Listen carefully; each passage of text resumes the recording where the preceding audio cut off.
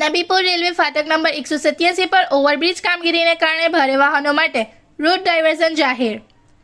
ભરૂચ જિલ્લામાં ટ્રાફિકને લઈને મહત્વપૂર્ણ જાહેરનામું બહાર પાડવામાં આવ્યું છે.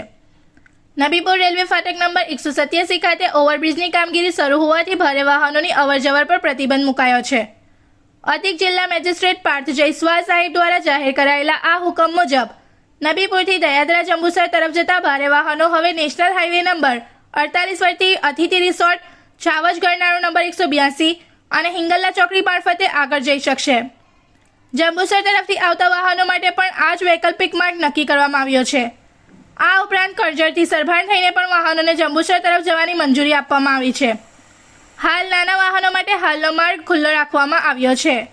આ જાહેરનામું 1 વર્ષ સુધી અમલમાં રહેશે અને ઉલ્લંઘન કરનાર સામે કાયદેસરની કાર્યવાહી કરવામાં આવશે. इस वीडियो को लाइक करें, हमारे चैनल को सब्सक्राइब कर बेल आइकन जरूर प्रेस करें हमारी न्यू वीडियो सबसे पहले देखने के लिए।